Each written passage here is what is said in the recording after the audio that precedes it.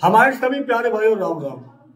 यह न्यूज जो है, यह मामला जो है, उनके लिए बहुत ज्यादा महत्वपूर्ण होने जा रहा है जो लोग चुनाव लड़ना चाहते हैं, प्रत्याशी बनना चाहते हैं।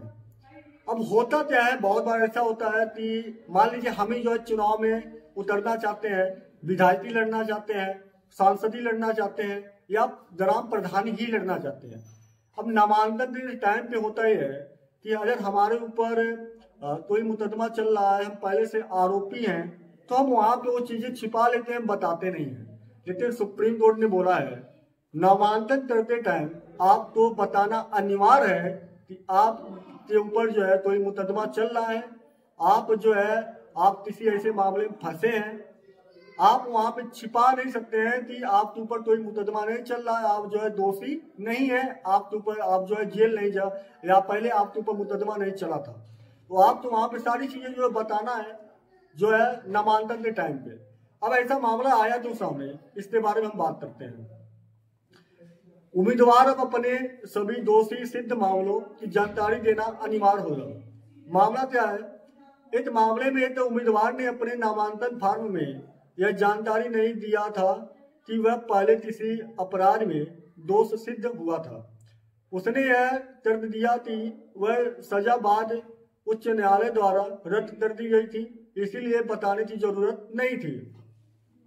इस पर सुप्रीम कोर्ट ने कहा चाहे सजा मामूली हो या बाद में रद्द कर दी गई हो, लेकिन नामांकन पत्र भरते समय हर उम्मीदवार को हर दोषी सिद्ध और मामले की पूरी जानकारी देनी ही होनी चाहिए।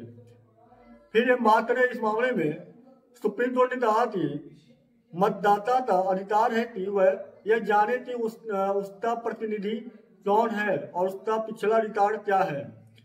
अगर उम्मीदवार और जानकारी छुपाता है तो यह ईमानदारी और पारदर्शिता के सिद्धांतों के खिलाफ है।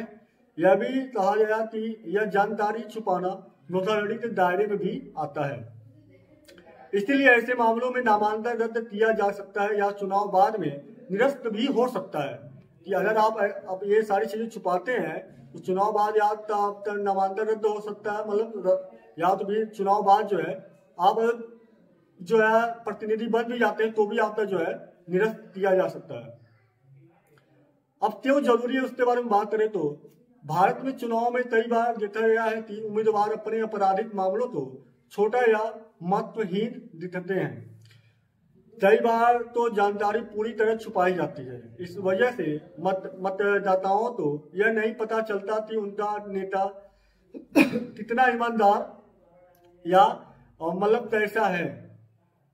सुप्रीम कोर्ट ने कहा कि चुनाव लोकतंत्र की नींव है, अगर नींव में झूठ और छिपाव रहेगा तो पूरा लोकतंत्र जो है हिल जाएगा। भैया हमारे यहाँ तो जेल में लोग बैठे बैठे चुनाव लड़ते हैं, ऐसी है हमारे यहाँ भारत की स्थिति।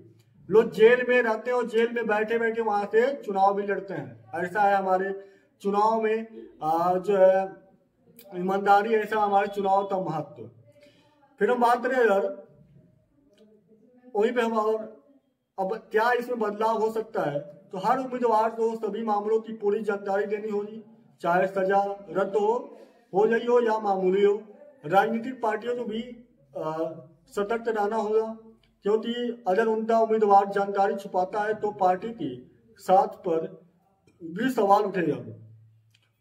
चुनाव आयोग के पास अब अधिक शक्ति होगी। अगर कोई जानकारी गलत या अधूरी पाई जाती है तो नामांकन तुरंत जो है रद्द किया जा सकता है। अगर उम्मीदवार झूठ बोले तो नामांकन रद्द किया जा सकता है।